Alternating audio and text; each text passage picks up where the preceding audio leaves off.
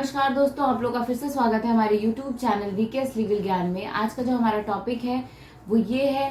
क्या ऐसा कभी हो सकता है कि कोर्ट मैरिज या लव मैरिज के चलते जिनके पेरेंट्स राजी नहीं हैं, क्या पेरेंट्स की मंजूरी कंपलसरी हो जाए? ऐसा हो सकता है या नहीं, आज हम इस टॉपिक के बारे में डिस्कस करने वाले हैं। मैं ये टॉपिक इसलिए लेके आई हूँ क्योंकि हाल ही में गुजरात में सीएम साहब ने इस चीज़ का पक्ष रखा है गवर्नमेंट के आगे कि अगर गुजरात में, फिलहाल तो ये सिर्फ गुजरात में, कि ऐसा होना चाहिए कि अगर गुजरात में कोई भी कपल लव मैरिज करता है तो वहाँ पर उनके पेरेंट्स की मंजूरी ज़रूरी होनी चाहिए। तो ये कब तक लागू होगा फिलहाल तो अभी कुछ नहीं कह सकते, बट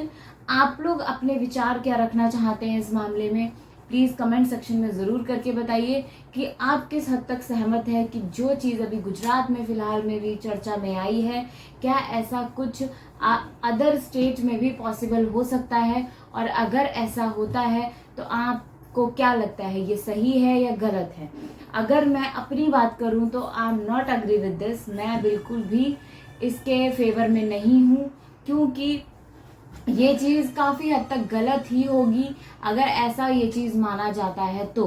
क्योंकि कभी भी एक, पहली बात तो ये हमारे फंडामेंटल राइट्स हमसे छीनने वाली बात हो जाएगी कि हम अपने खुद के अधिकार का इस्तेमाल कर ही नहीं सकते, या फिर अपने राइट्स का हम इस्तेमाल कर ही नहीं सकते। और जहाँ तक मैं जानती हूँ हमारे भारत के संविधान में फंडामेंटल राइट्स की अगर मैं बात करूँ, मानवता के अधिकार, तो वो साफ साफ रिटर्न है कि इंसान जब से बालिग होता है तब से उसके राइट्स, वो खुद के डिसीजन, अपनी लाइफ के डिसीजन खुद ले सकता है। तो रही बात यहाँ पे अगर शादी की, तो मेरे को ऐसा लगता है, ये मेरे पॉइंट ऑफ व्यू है, मैं आपसे बस शेयर कर रही हूँ, बट अगर आपको लगता है, मैं ऑल इंडिया लेवल के बेस पे बात कर रही हूँ कि अभी तो फिलहाल ये बात सिर्फ गुजरात में चल रही है, तो आपको क्या लगता है कि ये चीज़ें अगर अदर स्टेट में भी होना चालू हुई तो ये किस हद तक सही है और किस हद तक नहीं है? क्योंकि अगर हम संविधान की बात करें तो उसमें बहुत सारे मोरालिटीज़ की बात अगर हम करें, फंडामेंटल ड्यूटी, मतलब बहुत सारी चीज़ें ऐसी हैं जो कि सिर्फ और सिर्फ हमारे भारत के संविधान में ही राइट लिखी गई हैं, और वो क्यों लिखी गई हैं? ताकि हम उसको फॉलो कर सकें। तो अगर ये चीज़ें बनी और हम इसे फॉलो ही ना कर पाए तो फिर फ़ायदा क्या? और सबसे बड़ी चीज़ अगर जीवन की कुछ होती है तो वो होती है मैरिज, शादी। अगर शादी में इंसान जिस इंसान से शादी करना चाहता है, अगर वो उससे प्यार नहीं करता या समझता नहीं है, तो व्हाट डू यू थिंक कि ऐसी ज़िंदगी आगे चल पाएगी या नहीं चल पाएगी? मेरे हिसाब से तो बहुत ही ज़्यादा मुश्किल है। एज अ एडवोकेट, मैं एज अ वकील आपको बहुत सारी चीज़ें क्लियर कर दूं, क्योंकि बहुत सारी ऐसी नहीं है, मैं ये नहीं कह रही कि अरेंज मैरिजेस सक्सेसफुल नहीं है, बहुत सारी अरेंज मैरिजेस सक्सेसफुल हुई हैं, लेकिन अगर हम बात करें वहीं पे तो ऐसी बहुत सारी अरेंज मैरिजेस आपको देखने को मिलेंगी। आप अगर कोर्ट में जाते हैं, हम क्योंकि डेली बेसिस पे ये सारी चीज़ें देखते हैं कि अरेंज मैरिज के ही ज़्यादा केसेस कोर्ट में दिखाई देते हैं, क्योंकि इंसान मजबूरी में अपने पेरेंट्स के चलते शादी तो कर लेता है, बट उसके बस की नहीं हो पाता ज़्यादा साल उसको चला पाना। कई बार उनके बच्चे भी हो जाते हैं, बट स्टिल दे मतलब वो लोग ऐसे असमंजस में फंस जाते हैं कि ना अब इधर के ना अब इधर के, और उसके बीच में एक होता है बच्चा, या फिर बच्चे कई भी हो सकते हैं। हमने तो कई केसेस ऐसे भी देखे हैं कि माँ बाप की मर्जी के बाद भी बच्चे खुश नहीं हैं, और जिसकी वजह से वो सारा ब्लेम माँ बाप पर डालते हैं, and end of the time उनको या तो डाइवोर्स लेना पड़ता है, या फिर किसी अदर पर्सन के साथ अफेयर चलने लग जाता है। तो इसमें एक और ट्विस्ट है इस बात का कि मान लीजिए अगर माँ बाप की मंजूरी हो भी गई, तो यहाँ पर तो उस थर्ड पर्सन का बहुत ज़्यादा गलत उसके साथ होगा, क्योंकि अगर पेरेंट्स जिसके साथ आपके अरेंज मैरिज करा रहे हैं या अपनी मंजूरी से करा रहे हैं, तो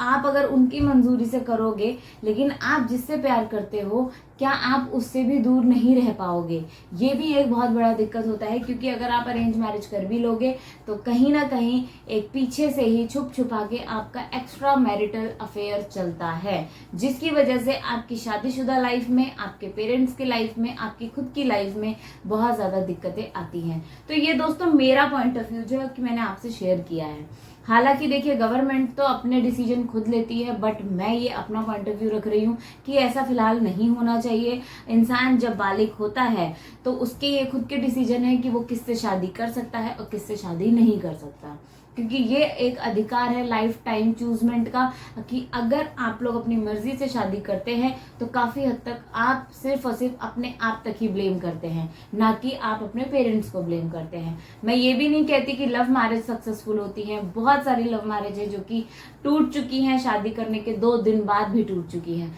बट हम ना तो अरेंज मैरिज को फेवर कर रहे हैं, ना ही हम लव मैरिज को फेवर कर रहे हैं। हमारा जो मेन टॉपिक है वो यही है कि जिस तरीके से अभी सीएम साहब ने गुजरात में इस बात को रखा है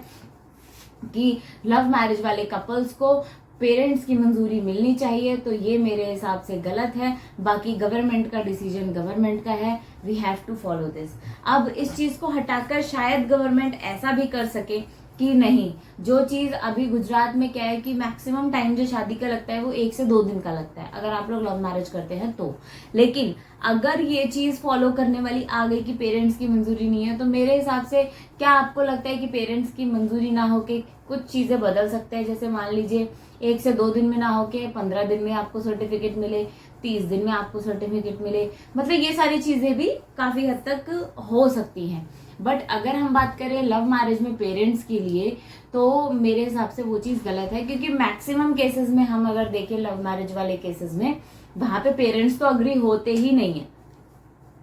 अगर पेरेंट्स अग्री हो जाए तो लव कम अरेंज में बदल के आराम से कपल शादी कर सकते हैं। तो मेरे हिसाब से ये राइट्स किसी का छीनने का कोई अधिकार नहीं है। बट हाँ, अगर गवर्नमेंट ऐसा कुछ करती है तो हम भारतीय लोगों को इस चीज को फॉलो करना पड़ेगा। तो दोस्तों, ये था आज का वीडियो। आई होप आप लोगों को समझ आ चुका होगा। बाकी अपने कमेंट जरूर करिएगा हमें, और हमारे अदर इंस्टाग्राम पेज पे, आप हमारी वेबसाइट पे जाके भी अपने कुछ रिव्यूज हमें दे सकते हैं, और आप हमें फॉलो भी कर सकते हैं। ऐसे ही हमारे चैनल के साथ बने रहिए, और अभी तक अगर चैनल को सब्सक्राइब नहीं किया प्लीज सब्सक्राइब कर दीजिए, बेल आइकन को जरूर प्रेस करिएगा, ताकि और भी इंटरेस्टिंग वीडियोस मैं आप लोगों तक लाती रहूं। तो थैंक यू सो मच दोस्तों, धन्यवाद।